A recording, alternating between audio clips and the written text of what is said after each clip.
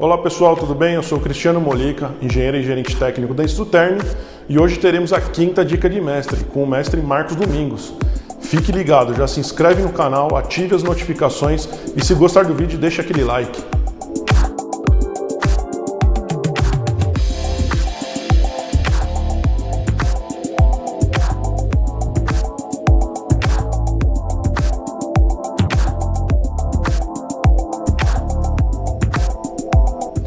Hoje iremos falar sobre o assunto de níveis equivalentes de ruído. É com você, mestre. Por iniciativa da Instruterne, nós estamos apresentando a você o nosso Dica de Mestre número 5 e hoje nós vamos tratar sobre níveis equivalentes, né? Essa ideia de equivalência é uma ideia que nós temos aqui no nosso dia a dia, não é? E que a gente compara sempre A com B, não é? E dizemos se eles são similares ou não. Vamos pensar em figuras geométricas. Um cubo é equivalente a uma esfera? Depende. Pode ser em volume? Pode. Ambos podem ter o mesmo volume. Pode ser em massa, peso? Podem. Ambos podem pesar a mesma coisa. Outras vezes nós fazemos equivalência financeira, não é? Um anel de diamante pode custar a mesma coisa que um automóvel. Então, financeiramente ou monetariamente, eles são equivalentes. Essa é a nossa prática no nosso dia a dia. No caso de ruído, nós vamos trabalhar com uma equivalência entre dose, né, que é dado em decimal ou percentual, né, e em dB. Então vamos fazer essa equivalência aí. Você está acostumado na NR15 a encontrar essa equação que aí está, que a dose, né, que ela é calculada conforme o limite de tolerância, e esse limite de tolerância pode ter um IDD de 3 ou de 5, que a gente também pode chamar de Q3 ou Q5, né, em cima do critério da exposição ocupacional, e essa dose é um acúmulo de várias frações que representam o tempo de exposição a um certo nível para o tempo máximo permitido para aquele nível. Como os níveis variam ao longo do dia, centenas, milhares de vezes, então, o número de frações que nós podemos ter de C1, C2, C3 são incontáveis ali. E no final de um período de medição, você vai ter a dose que representa aquela sua medição. Às vezes, expressar esse resultado em percentual ou decimal não atende à nossa necessidade. Por isso, nós precisamos transformar isso em um nível equivalente, que, segundo as normas, podem ter diferentes nomenclaturas. Na norma que nós vamos começar a trabalhar dos audiodosímetros, fala em LAV. Então você vai ver comigo aí que tem essa equação toda, e a sua dose que você calculou lá, né, de C1 sobre T1, vai entrar aqui dentro desse colchete também, não é? No caso aqui, nós estamos trabalhando uma dose em percentual, por isso que vai ser dividido por 100 para poder fazer o devido ajuste aqui, né? Esse recurso que nós temos, né, eles são importantes quando você vai atender às normas, às instituições. No caso da NR15, ela não fala em LEQ nem em LAVG, né? A NR15 trabalha estritamente em cima de dose, em decimal, né, o que ela fala. Que se ocorrerem durante a jornada de trabalho, exposição a mais que um nível, você vai expressar isso num somatório de C1 sobre T1. Não, em nenhum momento fala em dB. Então quem interpreta a NR15 com base em decibel está cometendo um erro, porque você tem que trabalhar em cima da dose. A NHO, por sua vez, ela permite que você faça a medição da dose e converta o resultado para comparação com o padrão, o nível normalizado, que é 85 para 8 horas. Não importa já o trabalhador, você vai fazer aí uma adequação matemática, né, para poder comparar com isso. O INSS busca, né, ou exige que os LTCAC sejam feitos com base na NHO, portanto o resultado vai ser em NEM também. Estranhamente, o PPP muitas vezes é preenchido com LEQ ou LAVG. Como se trata da mesma instituição, no meu entendimento, tudo deveria ser expresso em NEM.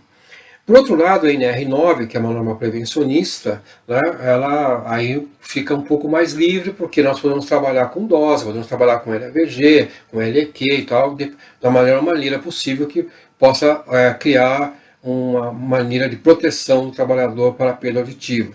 Em termos de controle, efetivamente, que você vai dar um protetor auricular ou vai trabalhar com materiais acústicos, então não tem como trabalhar com dose.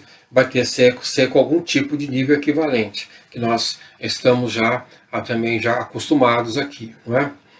Muito bem. Quando eu estou, então, trabalhando com isso, né, eu tenho que estar muito atento ao que o meu instrumento está me dando. Porque às vezes você compra um aparelho e você não sabe exatamente o que você está lendo ali, né? Eu vou usar aqui como figura esse dosímetro da Instrutherm, o DOS 1000, né, para ilustrar esse meu pensamento. Você recebe um aparelho desse, um dosímetro com um relatório enorme, às vezes, com N resultados, e você fala, e agora o que eu faço com isso? Bom, a primeira coisa é que nós temos que ter muita consciência e conhecer as equações que o fabricante usou nessas nomenclaturas. Se não tiver no manual, você tem que pedir para o seu fabricante, para o seu fornecedor, informar você qual é a equação do LAVG, do NE, e LTWA e qualquer outra coisa que aparecer lá no seu relatório. Senão você fica um pouco capenga nessa sua interpretação. No caso desse modelo aqui que eu estou usando como figura, como ilustração, ele vai te dar o seu LAVG, o seu NE, que é o da NHO, que é, na verdade, a fórmula vai mostrar para você que é exatamente igual ao LEQ, não muda nada, tem um outro nome diferente. O seu NEM, que é o valor normalizado, né? O TWA, o seu TWA é uma expressão mais usada nos Estados Unidos, né, que fala sobre também um padrão, né, que é semelhante ao NEM. Tanto é que quando você vê no aparelho um NEM calculado com uma dose de toda a jornada do trabalhador, o valor do NEM é exatamente o valor do TWA. Então, quando você tem esse cuidado, você tanto faz usar TWA como NEM, o resultado é o mesmo, desde que a dose represente 100% da exposição ocupacional. Muito bem, fiz um outro exemplo aqui para mostrar para você, de uma forma talvez assim mais simples. Note que nesse meu trabalho aqui, eu tenho uma área em azul que representa uma medição de 10 horas. Do ponto de vista de nível de pressão sonora, os níveis variam ao longo desse tempo. Hora maior, hora menor. Muito bem, se eu tentasse traçar nesse desenho azul um nível que fosse médio aqui, eu ia ter muita dificuldade. Não ia saber onde é que vai estar, até porque é uma grande logarítmica. Então, qual é a melhor maneira? Transformar essa área azul, que é uma área estranha, disforme, numa área retangular, que fica mais fácil de ser enxergado. O mesmo espaço, 25,6 centímetros quadrados em ambos. Só que na área vermelha, eu tenho no comprimento o meu tempo e na minha altura o meu nível. E esse nível aí na altura, essa altura é a mesma do começo ao fim. Então o que significa isso?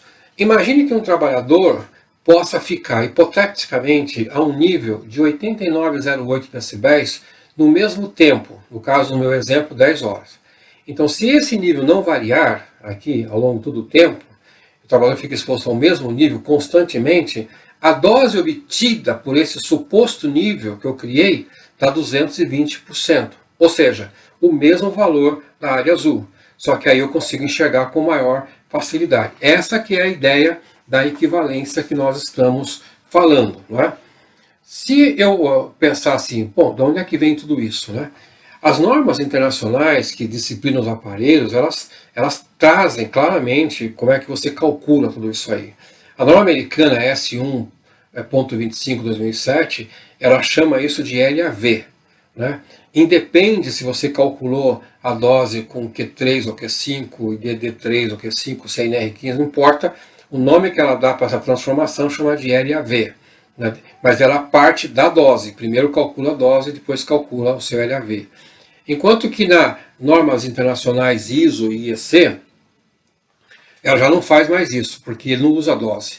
Usa somente uma integral dos níveis de pressão sonora.